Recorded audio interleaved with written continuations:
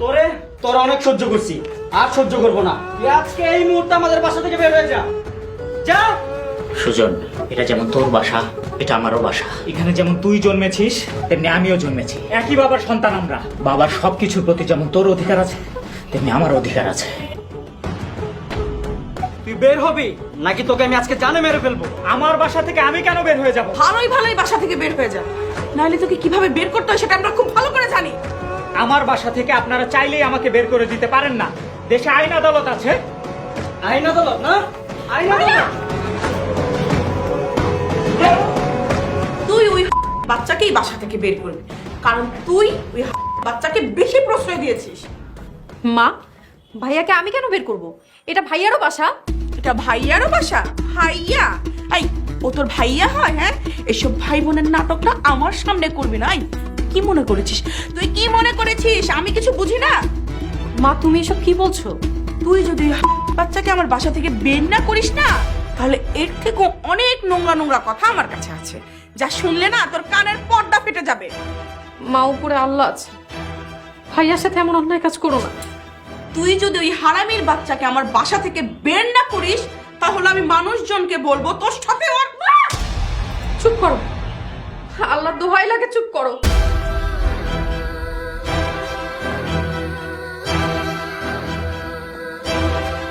মা, কাজ হবে তো এবার?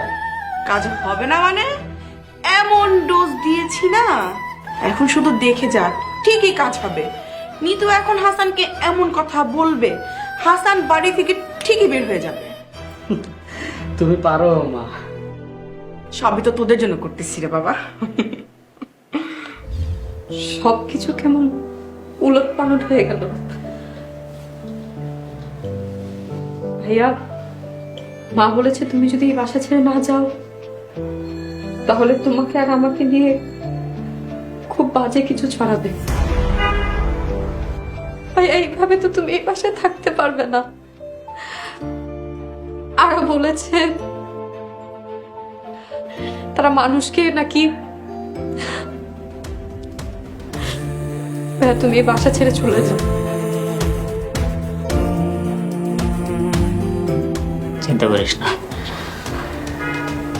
তোদেরকে ঝামেলায় ফেলে আমি এই বাসায় থাকবো না। ভাইয়া, তুমি চলেই যাবো।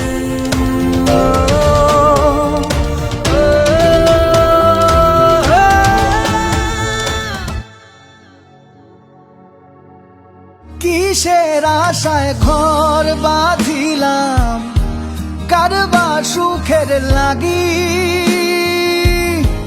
কিরে, তুই ওই জায়গাও হারস, এই জায়গাও হারস। আসছিস কেন? আমি কি তোদের মতো ফকিন্নির বলা নাকি যে সামান্য জুয়া হেরে কান্না করবো? মামা, ব্যাংকের টাকা তো শেষ, নতুন গাড়ি কিনলি সেটাও শেষ, এখন আর কি বাকি আছে যেটা বিক্রি করে তুই জুয়ো খেলবি? আরে ওগর ফ্ল্যাট আছে না, ফ্ল্যাট বিক্রি করে খেলবো, সমস্যা কি? ফ্ল্যাট বিক্রি করার পরে ওর একটা সুন্দরী বই আছে, বেচা দমদাম খেলবো। কি বললি তুই?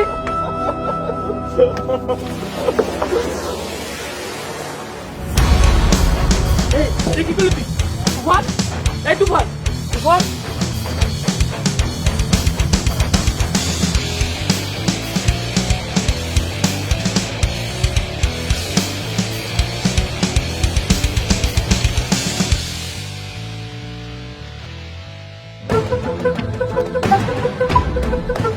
তোমরা মারা গেছে। এটা কি তুই? তুফান, আর ধরে হসপিটাল যাবো।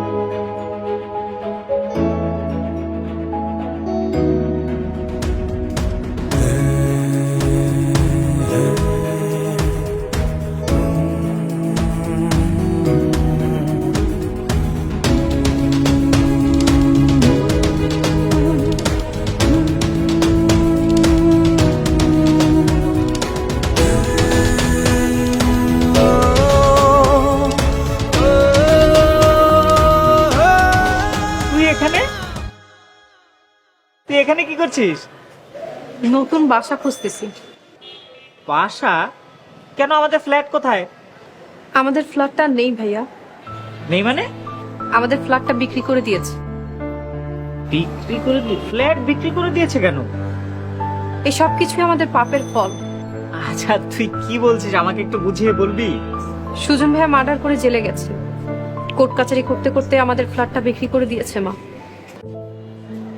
সুজন জেলে?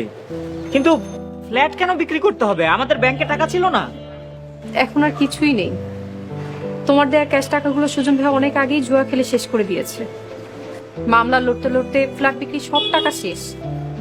এতদিন একটা ভালোবাসাতেই থাকতাম, ভাড়া দিতে পারছিলাম না, তাই একটা নর্মাল বাসা খুঁজতেছি। আচ্ছা থাক, তুই কোনো চিন্তা করিস না, আমি আছি না। তোর এই ভাই থাকতে তোকে কোনো কিছু নিয়ে ভাবতে হবে না। তুমি তো একদম হারিয়েই গেছো। এখন তুমি বলো, তুমি কেমন আছো, কি করছো? আমি ভালো আছি।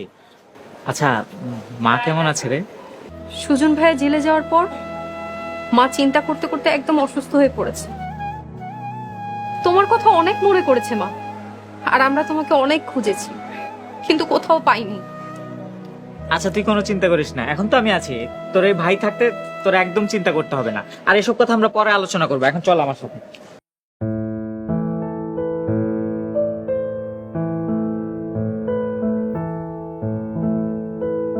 আয় নিতু, মা আসেন।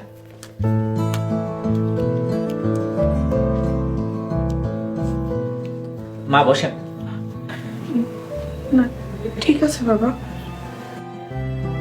মা, এটা আমার বাসা। আমার বাসা মানে আপনারও বাসা। এখন থেকে আপনি নিতু এই বাসায় থাকবেন। তা কি করে সম্ভব বাবা? আমরা তোমার সাথে যে খারাপ ব্যবহার করেছি, তারপরেও তুমি আমাদেরকে আশ্রয় দিবে? হ্যাঁ দেব, কারণ নিতু আমার বোন। আমার বোনের জন্য আমি সবকিছু করতে পারি। এত ভালো হয় না ভাইয়া, সবাই তোমার মতো না। দেখ বোন, ছোট্ট একটা জীবন আমাদের, এইটুকু একটা জীবন কখন শেষ হয়ে যায় কেউ বলতে পারে না। এত ছোট্ট এত ক্ষুদ্র একটা জীবনে এত হিসেব করে আমি চলতে চাই না। মা হয়তো কখনো আমাকে নিজের ছেলে বলে মনে করেনি, কিন্তু তুই তো সবসময় আমাকে নিজের ভাই বলে মনে করেছিস, নিজের ভাই বলে মানতি। এই বোনের জন্য আমি সবকিছু করতে পারি। বাবা হাসান, আমি জানি আমি অনেক বড় একটা ভুল করে ফেলেছি। আমি ভাবতাম নিজের গর্ভে সন্তান ধারণ করলে সন্তান আপন হয়। না, আমার ধারণাটা সম্পূর্ণ ভুল। বাবা, আমি যে অপরাধ করেছি, আমি জানি আমার অপরাধ ক্ষমার অযোগ্য। তারপরেও পারলে তুমি আমাকে ক্ষমা করে দিও। আজকের পর থেকে আমি তোমার মা, তুমি আমার ছেলে। মা, এভাবে বলবেন না। আমি আগেও আপনার ছেলে ছিলাম, এখনো আপনার ছেলেই আছি। তবে আপনি শুধু নিতু আর সুজনের ভালো মা হলেই চলবে। ভাইয়া,